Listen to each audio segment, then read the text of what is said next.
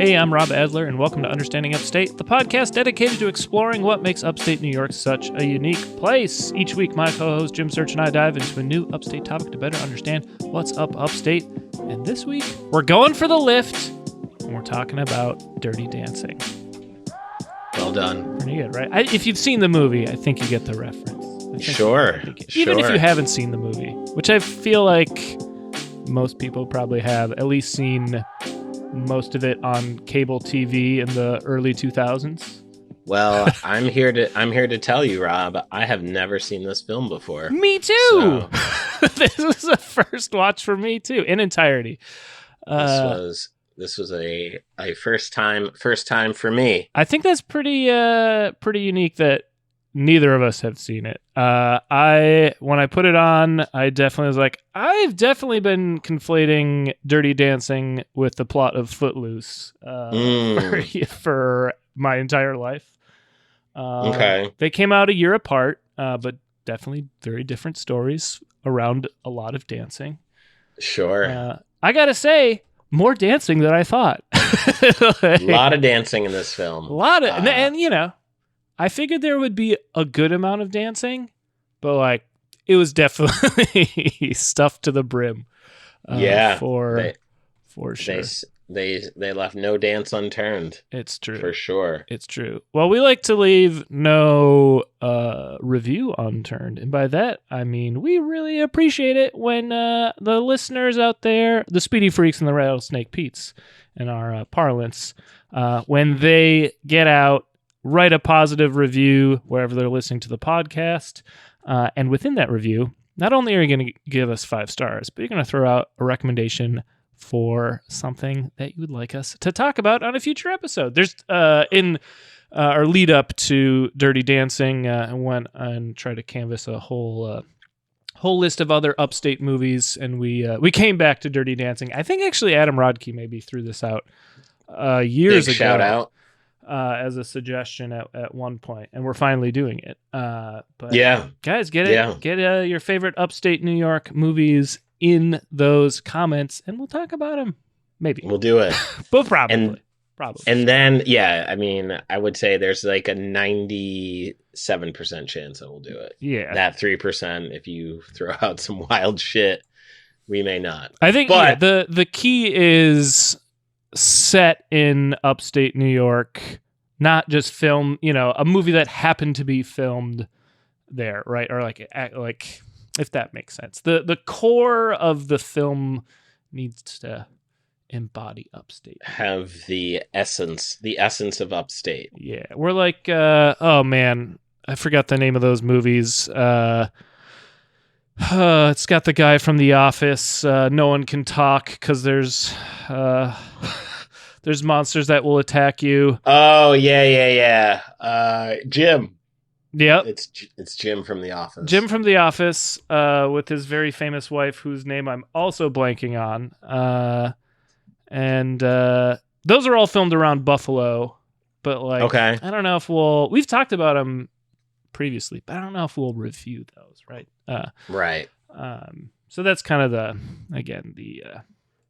the differentiator, I think, for us. Anyway, the differentiator for you this spring is going to be wearing an Understanding Upstate t-shirt. Hey, how's that for a transition, guys? Seamless. There we go. Go pick up one of these excellent tees. I don't just say that because I designed them. They're great t-shirts. We love seeing people wearing them. And we post pictures of folks who do, in fact, wear them and send us those pictures. Mm-hmm. Mm-hmm. Big shout out to my man Donald. We've talked about him a lot on the podcast. Big shout out to my guy Adam, and my guy Anthony. All folks who have purchased a t-shirt and display it proudly. There. We love to hear it. There you go, Jim. You know what I love to hear? What's that? When we have an upstate update.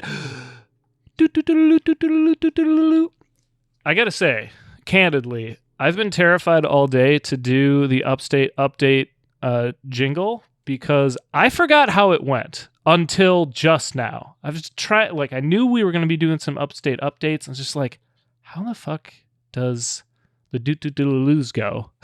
I couldn't do it all day long. I knew I had it wrong. And then, you know what? In the moment, I pulled it off. So a big sigh of relief for me. And I've got a fun one, a movie-centric Upstate update for us today. On my desk here, I have the box set 4K restoration of Wild Style, directed by Binghamton's own Charlie Ahern. Binghamton, in fact, gets a shout out That's what's up, man. Here. This was put up by Arrow Video, I think this year. Again, Charlie Ahern being a director who both of us have met, and we've talked about it on a previous episode. And he's from Binghamton. He directed Wild Style, which is this really important. It's the first hip hop movie, and it's like part movie, kind of part documentary. Anyway, it's a really well done, well executed restoration. That's dope. And it's got like it has a CD that has a old radio interview with Charlie on it. It's got like unreleased tracks because all the music was done. Almost all the music was done custom, so they didn't have to pay royalties to any artists for the backing tracks and stuff. At any rate, really well done. Got some Binghamton references in there. I watched it with Charlie Ahern and Fab Five Freddy's commentary on the other night. Oh, and it was fuck great. Yeah. That's sick, man. I'm not going to be able to measure up to this one. I mean, sure. It's all good. That's huge. It's all good. My favorite quote is when Fab Five Freddy, there's a track that Nas samples from the movie, and Fab Five Freddy says, "If you don't know who Nas is, you have to pause this DVD right now." Nasir Jones. And they brought a good energy to it. It was a fun watch. Fun fact, I asked Katie, my homie Katie from Binghamton, who was we mutual friends with Charlie, and I was like, "Hey, do you know Charlie Ahern?" She's like, "That's my uncle." Whoa! I'm like, "So you do?" Yeah. That's pretty wild. Mm-hmm. And he loves talking about Binghamton. In fact, when we saw him, I talked to him all about Binghamton, New York, and he was down to do it. Do you know he has a twin brother? Who knew? I feel like I did. I saw that somewhere, maybe. But again, I feel like I saw it. I saw it in some space. I can't. I don't want to say definitively so, but I hear you. I did, and there is a mural. There is a mural in Binghamton for Charlie. Yeah. When you pull in off the bus, you can see it. Hell yeah. Pretty dope, I must say. Well, I'm not going to measure up to this. Jim, I was really excited to see what you typed into our document. Yeah, I mean, if we compare these two, one is definitely more cultural import than the other, but very fun nonetheless. Sure.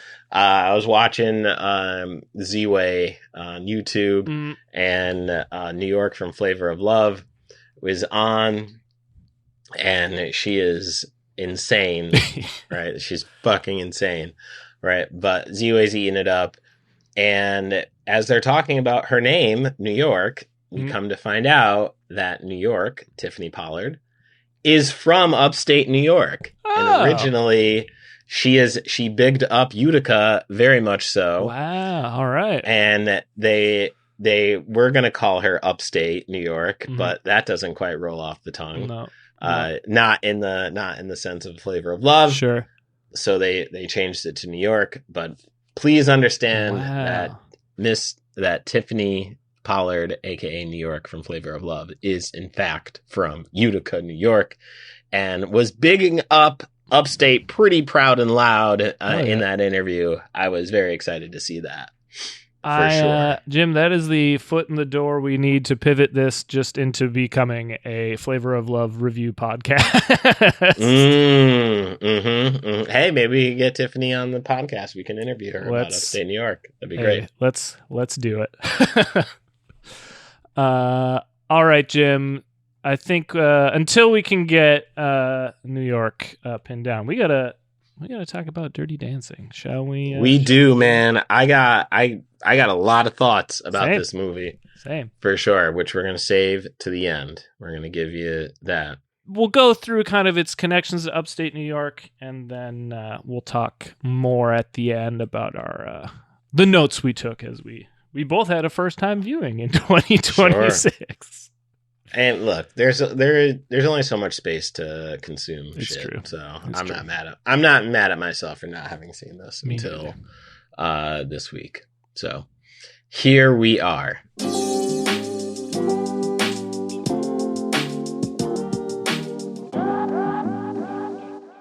Dirty Dancing is a 1987 American romantic drama dance film written by Eleanor Bergstein, produced by Linda Gottlieb, and directed by Emil Ardolino, starring Patrick Swayze, rest in peace, and Jennifer Grey, who I refer to in my notes as Jeannie from Ferris Bueller's Day Off, because that is who she will always be to me. It tells the story of Frances Baby Houseman Grey, a young woman who falls in love with dance instructor Johnny Castle, great fucking name, Swayze, who in my notes I do refer to as Swayze, while vacationing at a resort in the 1963 Borscht Belt. Which we've talked about in a previous episode. I think it was an earlier one for us. Yeah. But we'll talk more about it. It was interesting to see how this story tied into the arc of just the Borscht Belt itself. Most definitely. Way. Cool. Dirty Dancing is based in large part on screenwriter Eleanor Bergstein's own childhood. She is the younger daughter of a Jewish doctor from New York and had spent summers with her family in the Catskills, where she participated in dirty dancing competitions. She was also nicknamed Baby herself as a girl. That is a low level, like Baby and Guy are two, like, you got to try harder for a nickname. You want more out of it? Yeah, I think so. Okay. In 1980, Bergstein wrote a screenplay for the Michael Douglas film It's My Turn. However, the producers cut an erotic dancing scene from the script, prompting her to conceive a new story that took inspiration from her youth dance competitions. Oh my goodness. So much steam here. In 1984, she pitched the idea to MGM executive Eileen Missel, who liked it and teamed Bergstein with producer Linda Gottlieb. They set the film in 1963 with the character of Baby based on Bergstein's own life and the character of Johnny based on the stories of Michael Terrence, a dance instructor who Bergstein met in the Catskills in 1985 while she was researching the story. I just want to point out, this movie came out in 87. It was set in 63. That's like if we had a period piece come out today that took place in 2011. Right. It's not that long ago. No. She finishes the script in November of 1985, but management changes at MGM put the script into turnaround or limbo. Or development hell. Sure. Let it. Hopefully it makes its way out. Bergstein gave the script to other studios, but was repeatedly rejected until she brought it to Vestron Pictures. While honing their pitch to Vestron, Gottlieb had agreed to cut the proposed budget in half. Bergstein and Gottlieb then chose Emil Ardolino, or I'm assuming it's Ardolino, as the film's director. Ardolino had never directed a feature film, but was extremely passionate about the project after reading the script while he was on jury duty. Hilarious. What a great piece of info here. I mean, not for nothing, I could not detect that it was a first-time effort on a film. No, it's well done. I had the time of my life. Mm-hmm. Mm-hmm. The team of Gottlieb, Bergstein, Ardolino then presented their vision for the film to Vestron's president, Johnny Peisinger, and the company's vice president for production, Mitchell Canold. By the end of the meeting, Peisinger had greenlit the project to become Vestron's first feature film production. The approved film was budgeted at the relatively low amount of $5 million at a time when the average cost of film was $12 million. For choreographer, Bergstein chose Kenny Ortega, who had been trained by Gene Kelly. Oh, shit. Yeah. For a location, they did not find anything suitable in the Catskills, as many of the Borscht Belt resorts had been shut down at this point. So they decided on a combination of two locations, Lake Lure, North Carolina, and the Mountain Lake Hotel near Pembroke, Virginia. And with careful editing, made it all look like it was shot, or the shooting was done in the same area. Yeah, no easy feat for a first-time director. Like that, like location matching, that shit takes effort. And Sure. when they say that the resorts were closed, it was kind of in two ways. One, they were shooting, I think they were like shooting near the end of the season for what would be these resorts. So like they were just like full on closed. No one is, they shut down after the summer. And also, they're probably shooting it in 1986. That's after a lot of the resorts had folded, like the businesses had, stopped existing. So yeah, they just went a little bit further down the Appalachians to shoot North Carolina and Virginia for upstate New York. We'll talk more about if they were successful or not. So here's a little quick plot synopsis courtesy of the Syracuse New Times, September 2nd, 1987, my birthday. I was exactly 6 years old when this came out. Dirty Dancing, a Catskill resort circa summer 1963, is the setting for this forbidden romance, in which a pampered Jewish-American princess, significantly nicknamed Baby, Jennifer Grey, falls for the rough and tumble qualities of Johnny, a macho resort dancer who brims with scruples and pride. It's a great word. Great sentence. When Baby finances an abortion for Johnny's dancing partner, Penny, we're going to talk all about that, then agrees to take her place to help Johnny during an important audition. It strains the loving relationship between Baby and her father. A fairly concise synopsis. Like, it hit all the main... I found some other ones where it, like, really, like, too much flowery language and, like, you got a little too much of the... It's not really a synopsis. It's more of a review from the journalist. I was pretty surprised with the straightforwardness of the Syracuse New Times in 1987. It was a good short synopsis. Sure. It gave us what we needed. Set us up. So next up, we've got a couple like articles, one article, and then a little bit more information after that.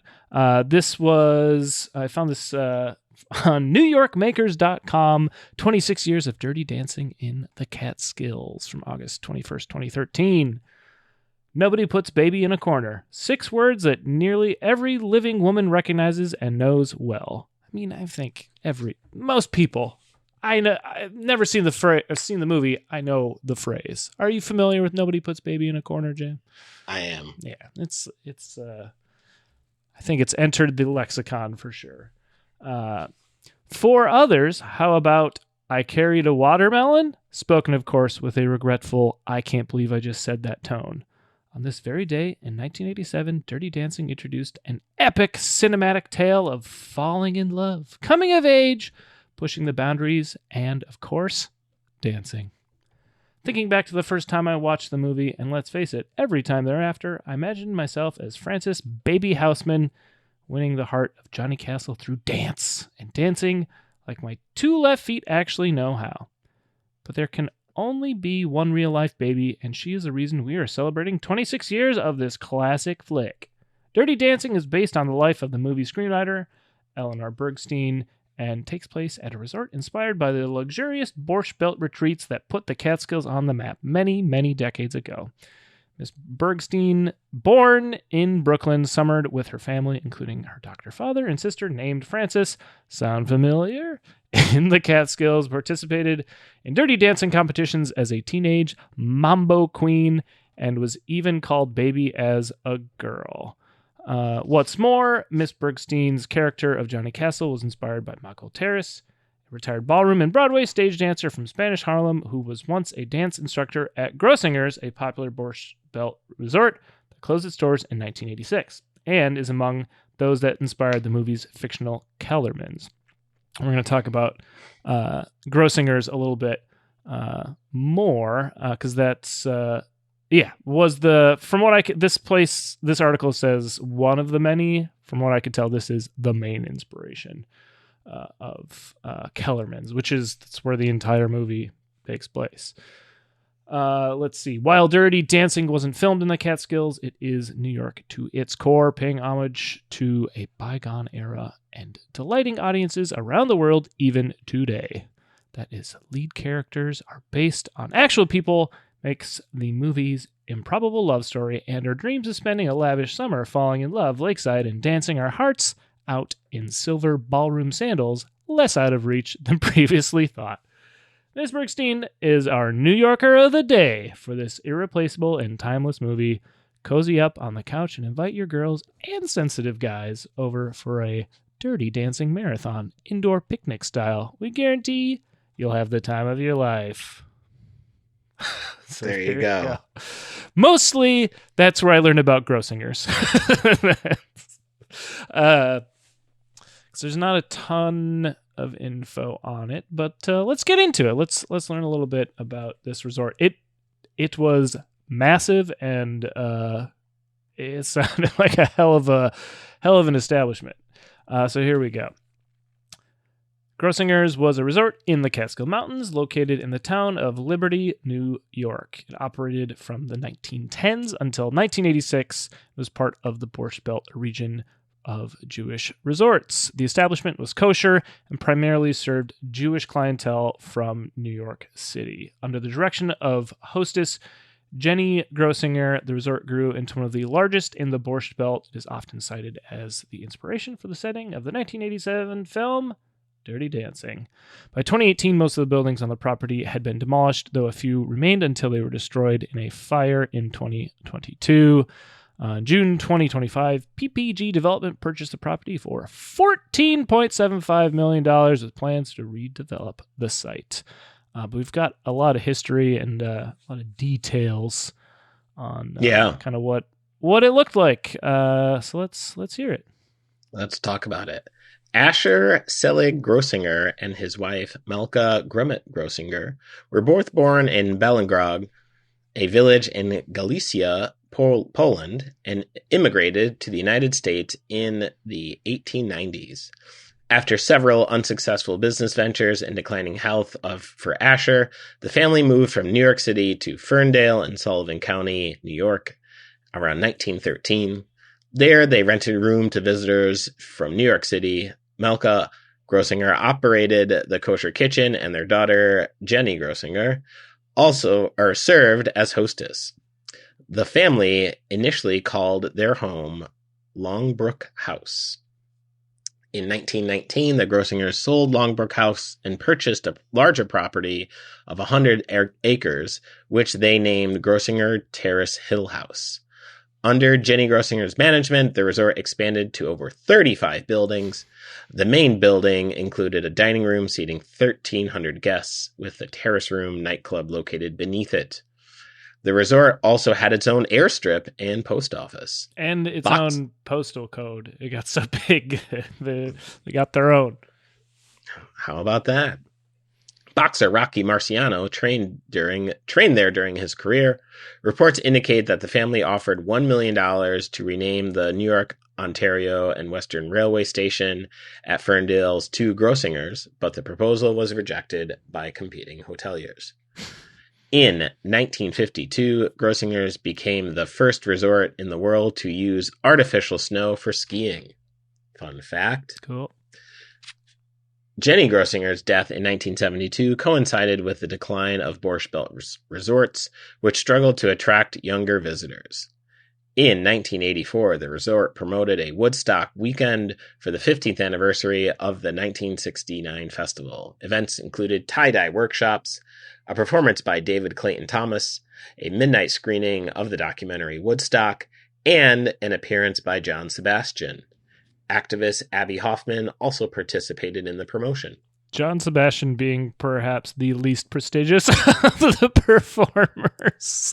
I think when we did our episode, and we were running down everyone who performed, it was like one of the only names I didn't recognize. But made it big here in the Borscht Belt. Yeah, there you go. Nice work if you can get it. Yeah. In 1986, the Grossinger family descendants sold the property to Servco for $9 million. That same year, the resort's main hotel and facilities closed. On September 1st, 1986, a day before my birthday, Eddie Fisher attempted to demolish the playhouse with dynamite as a symbolic beginning for redevelopment. But the structure required additional demolition by bulldozer. I thought he was going to be in an accident or something, personally. Sure. But glad he made it out the other side.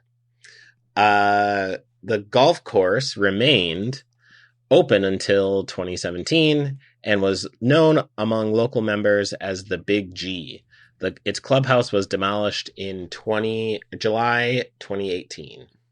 Servco and subsequent owners were unable to reopen the hotel due to high costs.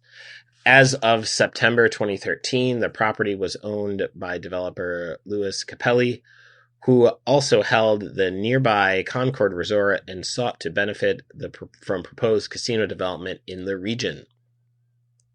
Demolition of the resort's remaining structures began in summer 2018, with the last building demolished on October 19th, 2018.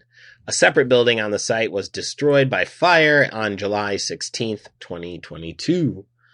In February of 2019, it was reported that Sullivan Resorts LLC, a subsidiary of Capelli Enterprises, intended to construct a $50 million resort with a 250-room hotel, convention center, residences, and amenities. A later report in 2019 of September indicated uncertainty about the long-term plans for the property. There you go. I don't have any of the pictures in the document, but this place, like they had a picture of from, probably like 2013 or something of one of the buildings that was still standing. And even though it had like graffiti everywhere, it was still like the most gorgeous skylit, area that I had like ever seen. Like the place is absolutely palatial and really I'll say this, the places that they use to film the movie at don't do the actual resort justice. We're like, it looks fine and nice and like a place, it looks like a small summer resort. The actual Catskills place is kind of crazy looking. It really was something. But I digress. Oh no, I think you were right on there, right on target there with that description, sir. Yeah, well, thank you. Upstate references in the movie. The New York State Thruway, which still looks the same. Yeah, I think it's like the first shot we have in the film. I-87. Drive to visit Doctor in New Paltz next week. Cornell gets name dropped, and the quote, "I'm so tired of this rain. Remind me to never honeymoon and at Niagara Falls."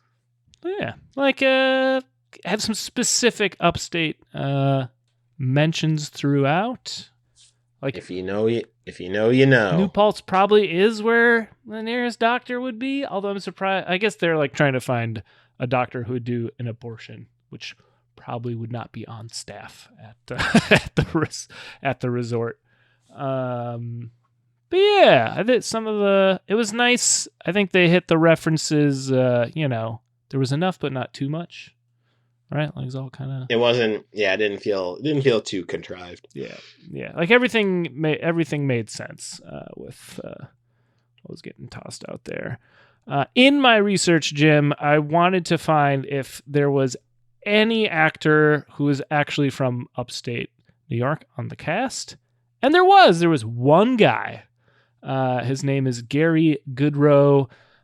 He played, I accidentally didn't copy over the name of his character, but I don't think it would even help if I had it. He, in the movie, Swayze is basically like a ringer for dancing, right? He's good, at this resort. To like, part of his job is getting on the dance floor and encouraging other people to dance by like being good at dancing, but also he does dance lessons throughout the summer. And there's one character who she's there all summer and her husband only comes up on weekends, and she takes dance lessons with Swayze and is trying to sleep with Swayze, right? Mm-hmm. Gary Goodrow plays this wife's husband, who we see briefly at the end. Okay. But he is from upstate New York. He's from Malone, New York, which is way up north, up in the Adirondacks, almost in Canada. And he had a pretty interesting career, like very small part in this movie, but just wanted to highlight him a little bit since he is the sole upstater on the cast. He was born in Malone, New York. He was a member of the Living Theater and appeared in the stage and film productions of The Connection. He was a founding member of San Francisco's satirical improv group The Committee and went to over 50 screen appearances, including film roles in Bob and Carol and Ted and Alice, Gold, Steelyard Blues, Linda Lovelace for President, Stay Hungry, American Hot Wax, Invasion of the Body Snatchers, Escape from Alcatraz, Cardiac Arrest, The Hollywood Knights, Breathless, The Prey, My Man Adam, The Long Shot, Dirty Dancing, and Circuitry Man. In 1973, he appeared in National Lampoon's Lemmings, which was a live show here in New York City, and it featured, at that point, relative unknowns John Belushi and Chevy Chase, because SNL had not been created yet, but that's where they were plucked from. Goodrow replaced Elliot Gould and joined the traveling anti-war agitprop performances. I'm not sure what that word is, but I'll look it up later. Of the FTA tour in the early 70s, featuring actors Jane Fonda, Larry Hankin, Donald Sutherland, Peter Boyle, Howard Hessman, singers Holly Near, Barbara Dane, and many others. So this, again, a very small role, but when I started to learn more about him, I was very surprised to learn about his pretty illustrious career. And the fact he's like, kind of an important character in the improv world. Yeah. Pretty, again, you wouldn't have guessed any of it from his role. I wouldn't have. Given everything we saw from him, I would not have guessed that. And he's probably at least 10, 20 years older than like John Belushi and Chevy Chase. Like he was not a young man in this film. No. Very bald and fairly old. So yeah, shout out to Gary Goodrow, bringing some real upstate energy to the film. That's right. And speaking of, we are now at our portion where we're going to go into our, Jim and I both again watched this, took notes, and we got to figure out if this is actually upstate or not, Jim. We know it's literally not, but like, did it reflect appropriately? Right. Yeah. It's source material, shall we say?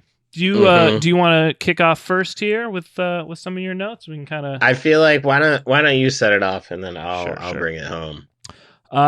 So yeah, I watched this last night, so it's pretty fresh for me. Put my child to sleep. My wife went to bed, and I put on Dirty Dancing at about 11 to about 1 was, this is what I was doing. And let's see. Yeah, I felt like the look of it, I was concerned that, North Carolina and Virginia weren't going to look right, but they did. I think the locations they chose, I was mostly concerned about the mountains looking right. Even like the when they're driving on the thruway, is like that looks like what that looks like. That looked good to me. The mountains looks good to me, man. the mountains looked right. Again, it's all the Appalachians.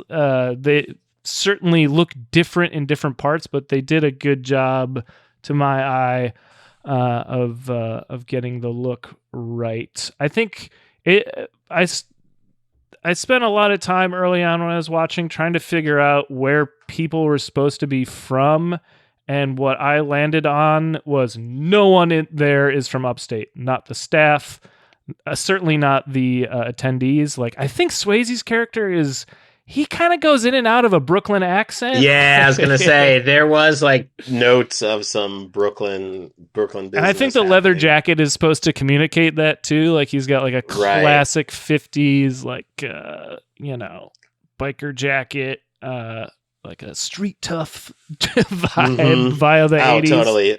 Real like outsiders. Yeah, energy. A rebel without a cause other than dancing. So yeah, once I like kind of pinned, is like, all right, all the staff is like also from out of town. I was like, then I could make sense of it a little bit more there. At first I was trying to figure out if like there's I think the main antagonist is this guy named Robbie, right? Real asshole. Not the best guy. No, I will say my favorite part, to the writer and director's part of showing that he was an asshole, is when he tries to hand Baby the Fountainhead by Ayn Rand. Yeah, like that tells me everything I need to know about this fucking guy. It was great. I got a good laugh out of that. But again, I was trying to figure out, like, is Patrick Swayze supposed to be like a townie, and like this Robbie guy is supposed to be coming in from like the city for like a waiter job? But I just think no one is from Upstate in this. Is kind of where I landed. Let's see, what else do we got here in my notes? Wayne Knight, we got a young Wayne Knight. That was we sure did see him. I think he hadn't done any of his famous roles. He went on a hell of a tear in the early 90s with like Jurassic Park, JFK, and a lot of other films, not to mention being on Seinfeld. But yeah, early role for him. He did a stand-up. He had a joke. I was going to ask what your impressions were of. I mean, for the time, sure, I get it. The writing was sloppy on it, though. I thought I tried to like write it down perfectly, and then I came up with a better version of it myself, where it's just like it's a little bit more streamlined. The gist of the joke, it's very like, very Borscht Belty, I guess, but right. The joke was, brought a girl home that's just like my mother, and would you know it, my father doesn't like her. Right? But it was much more wordy. Right. And like, I mean, look, you also got to remember, like, the Borscht Belt style is going to do well in the Borscht Belt. Yeah. So like subjectively, sure, but like, could we have come a little bit harder? Sure. Yeah, you could have done something more fun with it. For sure. It's a real, it's a numbers game with that style. You got to get those jokes out.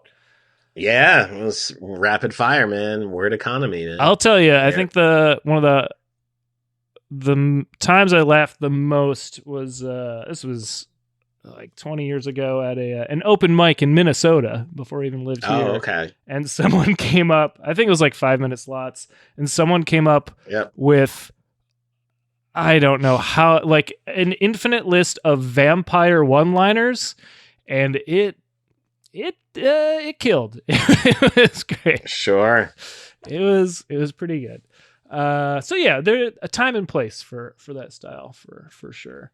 I'm trying to see if I have any other like Upstate specific notes. Oh yeah, the other thing I want to talk about was, I mentioned this kind of at the beginning, but it does capture a moment for the Catskills and the Borscht Belt where like this was the end of that era.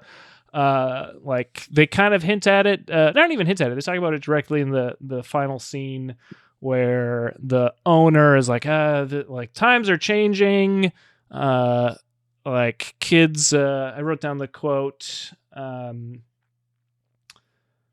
kids want to take like trips to Europe. That's just what kids want. 22 countries in 3 weeks. They don't want to go on vacation with their parents. Well, and that's like something we talked about like in our episode was why it declined, because the popularity and the more accessibility of airlines. Yeah, air travel is the direct. Air travel became the thing. Direct contributor for sure.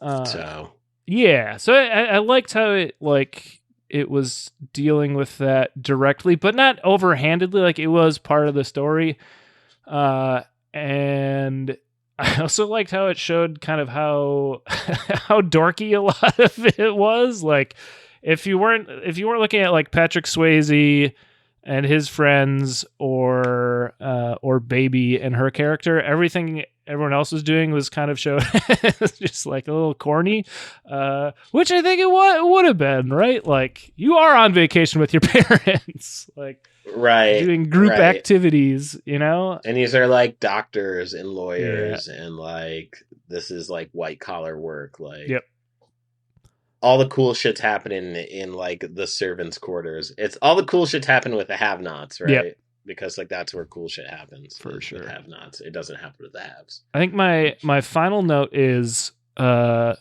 Baby carries watermelons in to get into the like employee clubhouse, right? Sure. Those watermelons looked fucking weird to me. They were too long. They were like they looked weird. Are watermelons different now? Like what? Well, I think it was like what it's like what we're supposed to picture what watermelons are supposed to look like. Like if you were to describe a watermelon to someone, that's the description. I don't know. They were very elongated to me. They just didn't look right. Like they should have been a little more beach ball to them, if you know what I mean. I don't know. Sure. Wasn't for you. It was.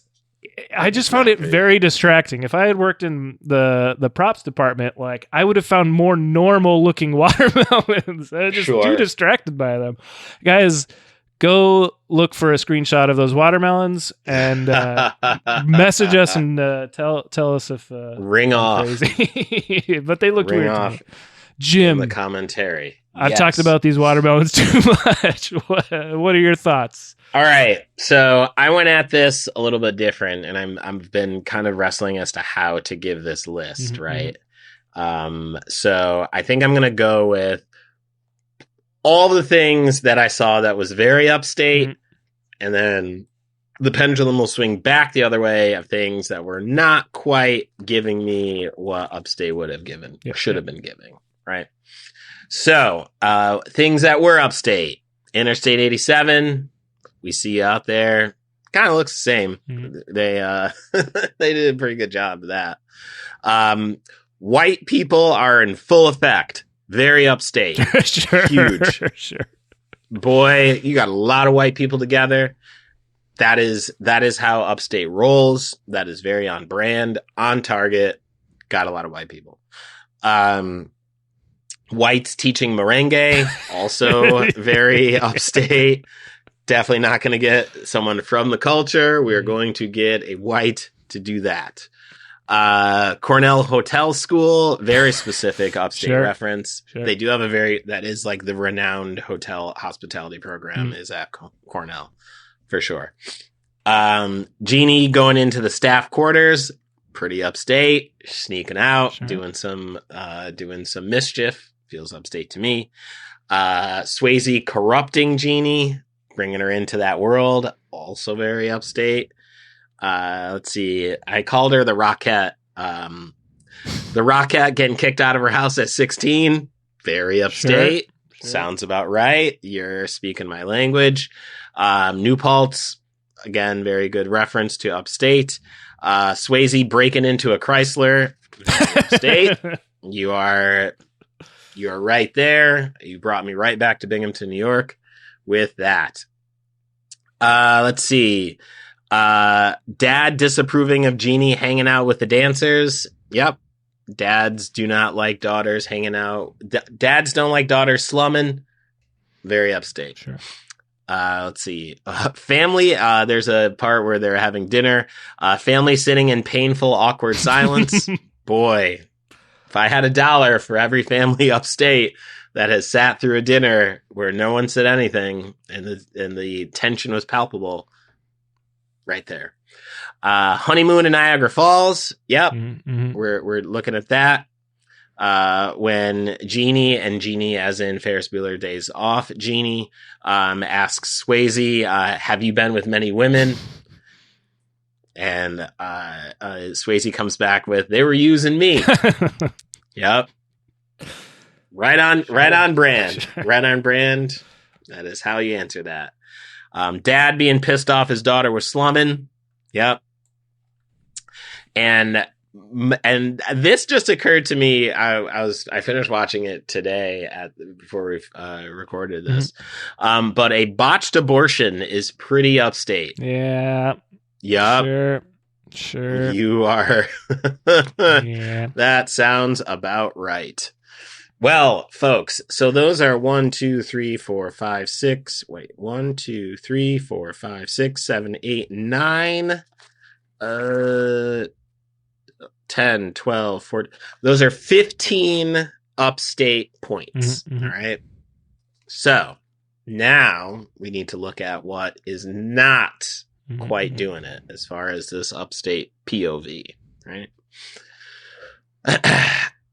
As we start this film off the beginning, where is the rampant alcohol and drug use? I didn't see it. I saw a few beers here and there. Yeah.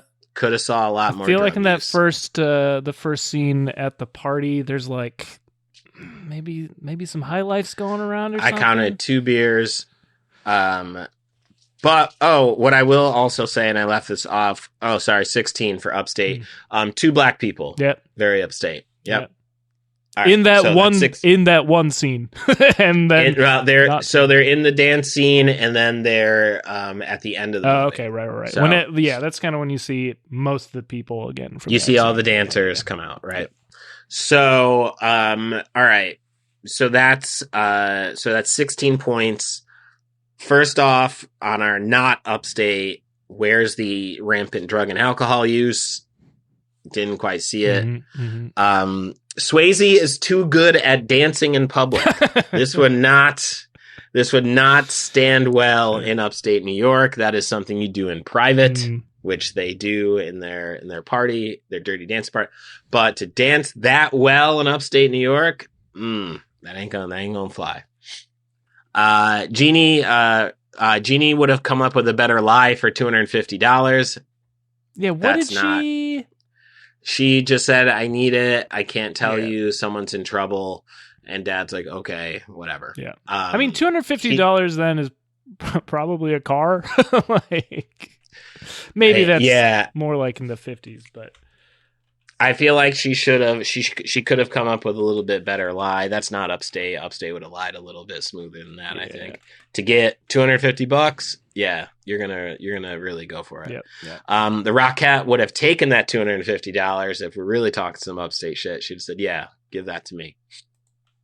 Let's see. When they were dancing in the woods, we would have saw more gnarly shit out there. Sure. There'd have been like some bones, maybe like a dirty magazine stashed out there, just like a trash bag filled with just like things that you don't want to know anything about, evidence.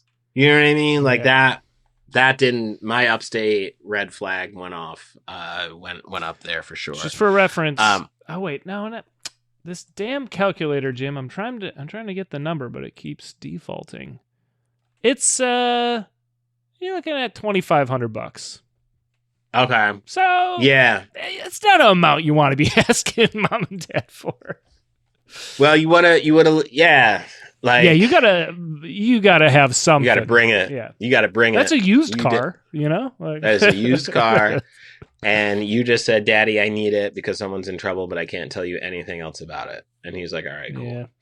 So, like, come on, lie a little bit better. I know you have it in you, Jeannie. You can lie a little bit better than that.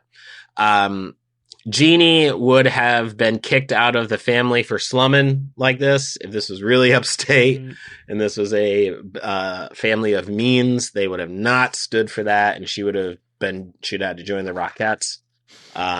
losing her family. So when Swayze beats up Rob in the right outside the bungalows or whatever, he would have put in more work. He should have he should have beat him up a little bit more. There was a little bit of restraint. I don't think we said it, but Robbie is the guy that got the Rockette lady pregnant, and then he proceeded to not give a shit. Right. Which he got his comeuppance at the end because he told on himself. But yeah, like, and in that fight, Swayze would have, if this was real Upstate, or like if he was really about that, he would have put in a lot more work, and he wouldn't have said, "You ain't worth it." Nah, you're worth it. Yeah. If we're in a fight, yeah, I'm making this worth my time. I also feel like the rest of the staff would have jumped in to lend a hand to kick that guy's ass. Like anybody, it didn't seem like anybody liked Robbie.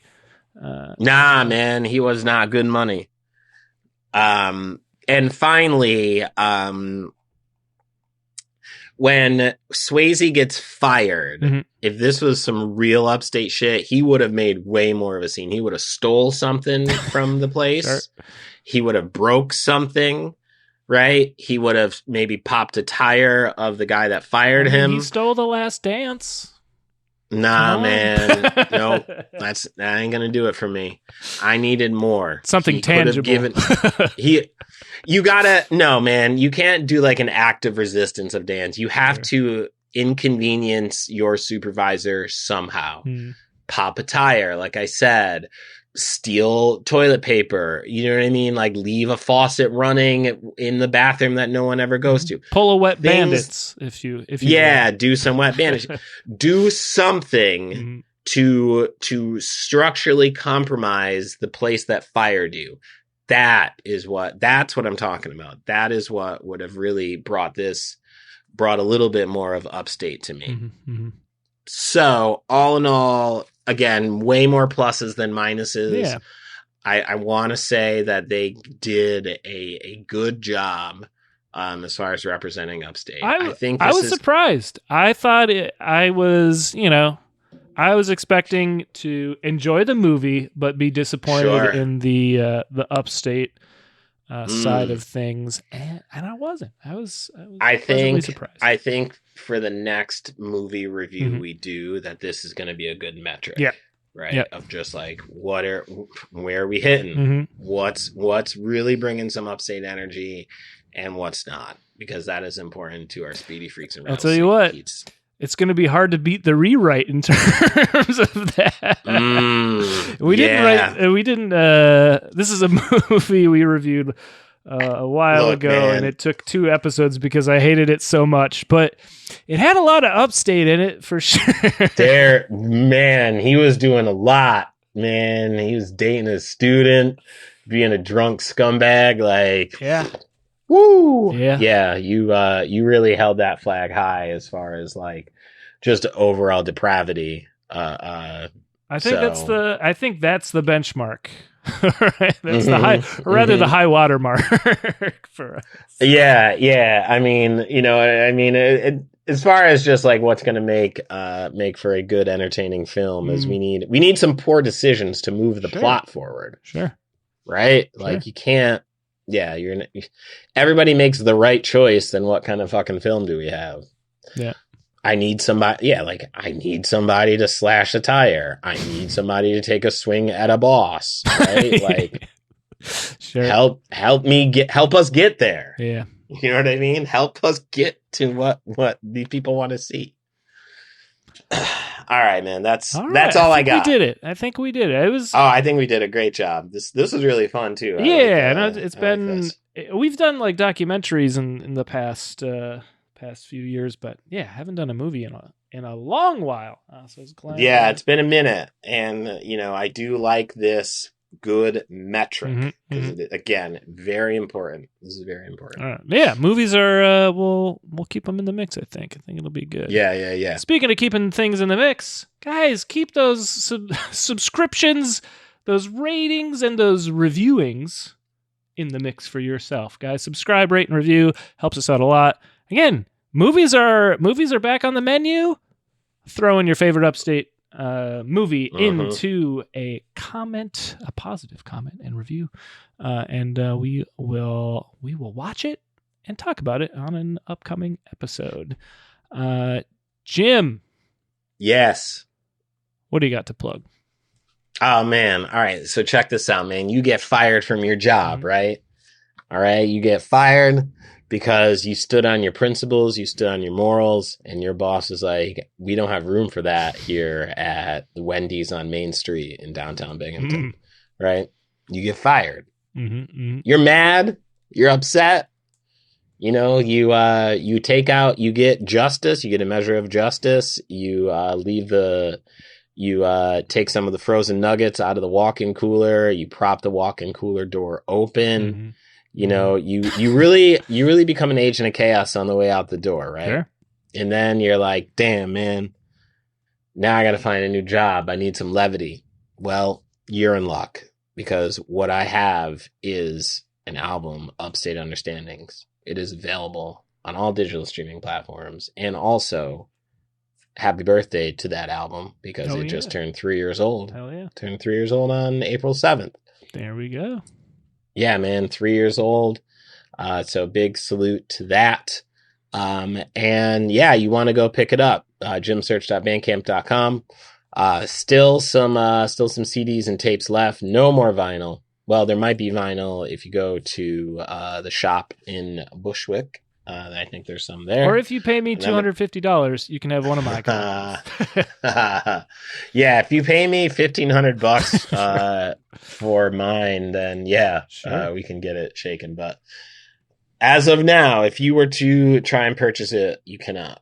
But you want to go do it because again, it's a very great album, and I gave you the jokes, Rob gave you the edits, Adam gave you the artwork, and Matt gave you the film footage of that. So go get that. JimSearchComedy.com is a good place to get at me. Follow me on social media at JimSearch. And yeah, if you're in like the tri-state or whatever, tell me where, if you or even upstate, tell me you want me to come up there and tell jokes and give me money for it because I'll do it. Oh yeah. Yeah. So Rob, that's it. That's all. That's all I've got. But yet they have more money. They got fired from Wendy's, but then they got a job at Burger King because those jobs are pretty interchangeable. Sure. So now they're flush with cash. What do they do with that money? Well, let's just say before your your lavish time in working in fast food, you worked as a PA and on a film set. And prop master told you to go get some watermelons. You came back with the most fucked up looking watermelons and got chewed out by the prop master and the director. Sure. And they fired you, which resulted in you working out, in fast food. Right. And you hopefully on your way out threw one of those watermelons, of course, at a camera, causing thousands of dollars. And you have to work off that debt now by working in fast food. Luckily, right. You purchased my album, available at brooklynfrequency.bandcamp.com. It's going to make the next 20 years fly by as you pay off that expensive camera equipment. So go pick up, go check out some of my music. It's great. If you enjoy Dirty Dancing, there's a lot of great music in Dirty Dancing. I got great music at brooklynfrequency.bandcamp.com. It's not similar, but it's great in that regard. So go. But good is good, man. That's true.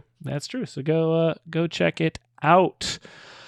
Jim, I think we got to do a hint for next week's episode, if I'm not mistaken. Oh yeah. There's we got some real systems in place for you next week, for sure. It'll be an interesting one next week. Yeah, you're gonna see some interesting shit. Mm-hmm.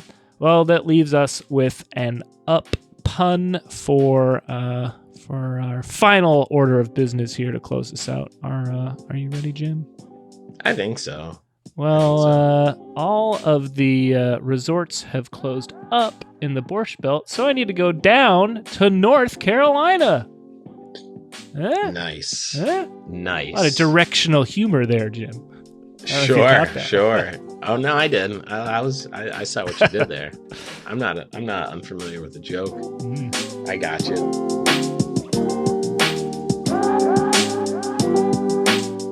Understanding Upstate is a podcast hosted by Jim Search and Rob Adler, edited by Rob Adler, and music from Regal Monk.